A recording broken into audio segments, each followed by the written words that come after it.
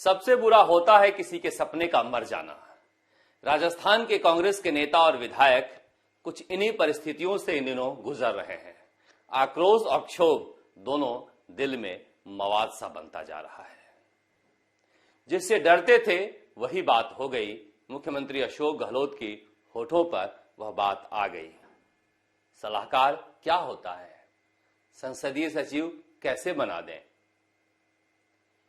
क्या पूरी पृष्ठकथा पहले लिख दी गई थी? किसने यह तय किया था कि सलाहकार बनाए जाएंगे और सलाहकार बनाए जाएंगे तो फिर क्या क्या पद मिलेगा? कैसे कैसे रोका जा रहा है और कैसे कैसे ख्वाब दिखाया गया था, यह भी देख लीजिए। सपने देखने वालों की क्या गलती है। दिखाने वाले भी तो खूब थे जिन्होंने कहा था कि कैबिनेट मंत्री बना देंगे और अब संसदीय सचिव और सलाहकार पद के लाले पड़े हुए हैं। राजस्थान कांग्रेस की सियासत में ऐसा ही कुछ चल रहा है। जिन लोगों को कहा गया था कि तुम हमारा साथ दो, हम तुम्हारा साथ देंगे, वह लोग लाल पीले हो रहे हैं, मगर अब सरकार कह रही है कि हमारी मजबूरी है। मुख्यमंत्री अशोक गहलोत जानते हैं यह कहीं जाने वाले नहीं हैं। जो लूट की छूट विधायकों को मिली हुई है, ऐसी कमाई कहां मिलेगी? माया की लूट पूरे राजस्थान में चल रही है। यह किसी पद के लालच में नहीं है, बस यही जारी रहे। दूसरी तरफ क्या सचिन पायलट खुश हैं? नेता कब खुश होने लगे? वाजिब अली ने सच तो कहा है कि नाउमीदी कुफ्र है, मगर कुफ्र की सजा क्या है यह नहीं बताया है। कहा जा रहा है कि सचिन पायलट खुश नहीं है। भले ही वह जश्न मनाते हुए, सत्कार करवाते हुए दिल्ली पहुंचे हैं, मगर क्या जो वह चाह रहे थे वह मिल गया? 5 मिला है, इसमें भी चर्चा चल रही है कि पूरा 5 है या 4 है। तो क्या दीपेंद्र सिंह शेखावत और वेद प्रकाश सोलंकी जैसे लोगों के लिए वह लड़ेंगे? क्या उन लोगों को कुछ दिलवाएंगे? बहुत सारे ऐसे भी लोग हैं जो उनके पक्ष से भी संसदीय सचिव बनना चाह रहे हैं या फिर राजनीतिक नियुक्तियों में अपना हक खोज रहे हैं। बहुत सारे गालीबाजों को सलाहकार का पद मिल गया है। अब सचिन पायलट सलाहकार तो रख नहीं सकते हैं। ऐसे में उनकी तरफ के गलबाज किस पद पर जाएंगे, वह भी उम्मीद लगाए बैठे हैं। मुख्यमंत्री अशोक गहलोत ने जो पिछले 1 सप्ताह से सियासत चल रही थी अंदर खाने, उसकी तस्वीर साफ कर दी है कि हम सलाहकार को कोई पद नहीं देंगे।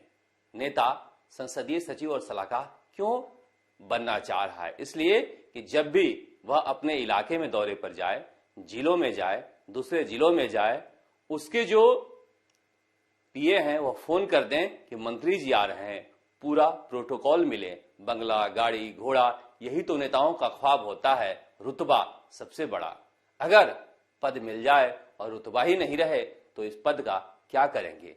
कुछ इन्हीं उहापों से कांग्रेस के सलाहकार विधायक और संसदीय सचिव बनने का ख्वाब देख रहे विधायक गुजर रहे हैं, मगर क्या होगा कुछ पता नहीं, क्योंकि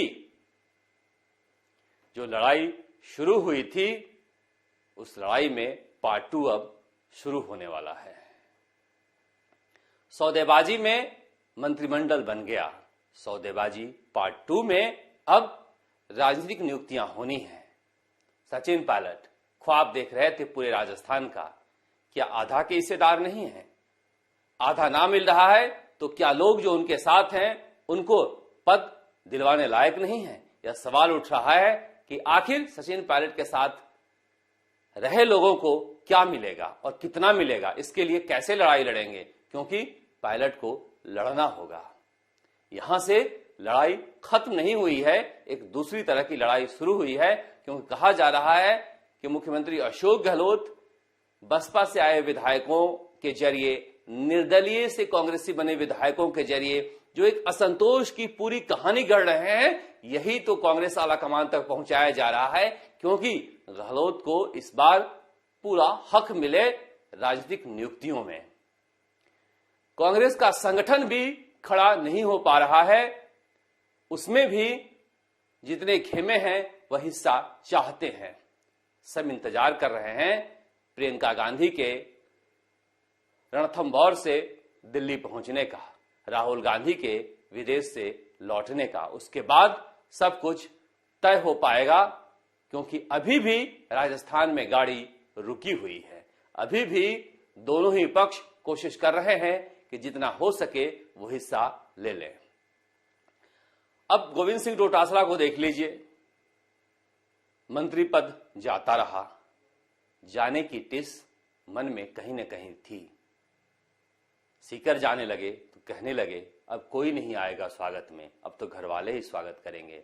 मां के साथ खाते हुए तस्वीर जारी कर उन्होंने बता दिया कि यही सत्य है, बाकी बंगला, गाड़ी, घोड़ा यह सब क्षणभंगुर है। दरअसल एक दूसरी तरह की सियासत भी राजस्थान में चल रही है, बीजेपी की। वसुंधरा राजे अपनी यात्रा का पार्ट 1 खत्म कर चुकी हैं और पार्ट 2 की तैयारी में उनके लोग लग गए हैं। मगर जिस तरह से कहा जा रहा है कि कोई पत्र आया है, पता नहीं आया है या नहीं आया है बीजेपी हाईकमान की तरफ से, इससे बीजेपी के वो नेता जो वसुंधरा राजे के साथ यात्रा में थे सहमे हुए हैं। कुछ तो सतीश पूनिया से आकर सुबह सुबह मुलाकात भी करने लगे हैं कि हमारा क्या दोष है, कामठान जी का फोन आ रहा था कि तुम कहां तैयारी करोगे, तो हम चले गए, हमारी नेता रही हैं, पार्टी की तरफ से ना जाने का निर्देश तो था नहीं। यह सफाई दिखाता है कि वसुंधरा राजे के लिए लड़ाई आसान नहीं है पार्टी से अलग होकर। अब अमित शाह आ रहे हैं, कुछ तस्वीरें साफ हो जाएंगी, ऐसा कहा जा रहा है। सतीश पूनिया को भी कुछ नसीहतें दी जाएंगी और पार्टी को कैसे खड़ा किया जाए इसके बारे में भी सोचा जाएगा, क्योंकि पार्टी पूरी तरह से कांग्रेस के ढर्रे पर चल रही है। जो हालात कांग्रेस के हैं वही हालात बीजेपी के हैं। इसीलिए हनुमान बेनीवाल जैसे नेता संभावना खोज रहे हैं। हनुमान बेनीवाल को चाहने वाले बहुत हैं। हमने देखा है किस तरह से उन्होंने पासा पलटा है। उपचुनाव में कांग्रेस जीती है तो जीत में हनुमान बेनीवाल का बड़ा योगदान रहा है। कल तक कोई जिक्र नहीं हो रहा था, अब जीत हार में योगदान रहा है। अब जीते कैसे इसकी बारी है। हनुमान बेनीवाल को यहां से अपनी यात्रा तय करनी होगी। उनकी मजबूरी है, इकलौते नेता हैं। अब उनके चाहने वाले चाहते हैं कि हर घर में हनुमान बेनीवाल आए। शादियों का मौसम है, हालात यह है कि 24 घंटे वह दौरे पर रहते हैं। सुबह के 4 बजे तक घर वाले बैठे रहते हैं कि हनुमान बेनीवाल आएंगे, एक बार दर्शन हो जाए। अगर इस तरह से चाहने वाले हैं तो उन्हें समेटना सीखना होगा। उन्हें जिस तरह से जाट सियासत रही है, अब देखिए पूनिया पूरी तरह से वसुंधरा राजे के वजीरों से घिरे हुए हैं। डोटासरा की हालत यह हो गई कि अब अशोक गहलोत के पीछे पीछे ही चलेंगे। ऐसे में जाटों ने जो एक ख्वाब देखा था वह ख्वाब हनुमान बेनीवाल पूरा कर सकते हैं, ऐसा नौजवान समझते हैं। मगर बाकी जातियों में भी उन्हें पैठ बनानी होगी। अकेला चना भांड नहीं फोड़ता। किंग भले ही नहीं बन सकते हैं, वह किंग मेकर की भूमिका में आ सकते हैं। इसके लिए उन्हें 1 साल तक पूरा मेहनत करना पड़ेगा, क्योंकि 1 साल का ही वक्त है उसके पास। उसके बाद चुनाव, रैलियां, आया राम गया राम, ये सब शुरू हो जाएगा। फिर पार्टी का संगठन खड़ा करने का वक्त नहीं मिलेगा। इसीलिए हनुमान बेनीवाल के पास जो है उन्हें समेटना सीखना चाहिए। तीसरी ताकत की संभावना राजस्थान में है। अगर कभी नहीं रहा है इसका मतलब यह नहीं है कि इतिहास बनाया नहीं जा सकता, इतिहास तो बनता ही है।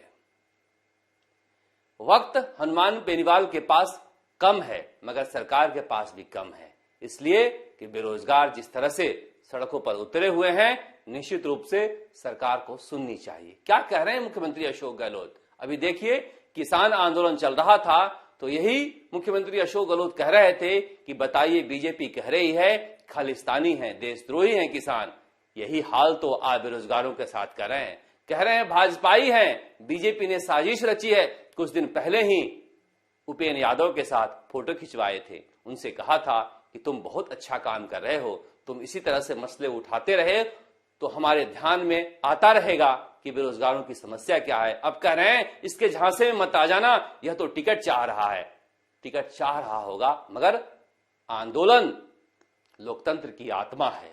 और आंदोलन के जरिए वह मांग उठा रहा है शख्स तो सुनना चाहिए। कंप्यूटर टीचर की भर्ती या दूसरे परीक्षाओं की भर्ती उपेंद्र यादव के आंदोलन की वजह से हुई है और दूसरी नौकरियों के लिए आवाज उठा रहे हैं तो गलत क्या है? उन्हें तुरंत उत्तर प्रदेश से बुलाना चाहिए और सरकार को बातचीत करनी चाहिए, क्योंकि यही तो वह किसान आंदोलन को लेकर बीजेपी को समझाते रहते हैं। अपने लिए एक मापदंड और दूसरे के लिए दूसरा मापदंड, यह चलेगा नहीं, ऐसा होता नहीं है। अब रीट परीक्षा को लेकर देखिए किस तरह से पहले पेपर लीक हो गया और अब सवाल में ही गड़बड़ी है, यानी दोबारा लेवल 2 का रिजल्ट जारी होगा। बेरोजगारों के साथ सरकार इस तरह से अन्याय क्यों करती है? कहा जा रहा है कि उत्तर प्रदेश देख लीजिए, वहां पर भी तो पेपर लीक हुआ है, वहां से राजस्थान के लोगों का क्या लेना देना? भजन लाल को पकड़ लाइए, न जाने भजन लाल ने कितनों के पेट पर लात मारा है। यह तो समझ में आए कि पेपर आउट हुआ था तो किन किन लोगों ने उसका इस्तेमाल किया है ताकि जिनका हक है उनको हक मिले। सरकार बेरोजगारों को लेकर, पेपर लीक को लेकर कुछ भी नहीं कर रही है। जेईएन भर्ती को लेकर जो बेरोजगार हैं वो मारे मारे फिर रहे हैं। पिछले 3-4 दिनों से जयपुर में अलग अलग जगहों पर आंदोलन कर रहे हैं। कोई वार्ता तो करे, कोई उनकी सुने तो सही। क्या बेरोजगारों से बातचीत करना गुनाह है? यही बेरोजगार थे बीजेपी के शासनकाल में जिन्होंने आंदोलन खड़ा किया था और इसी कांग्रेस ने इन्हीं बेरोजगारों के आंदोलन के बल पर अपने घोषणा पत्र में इनकी मांगे पूरी करने का वादा किया था और आज कह रहे हैं कि बीजेपी के एजेंट हैं।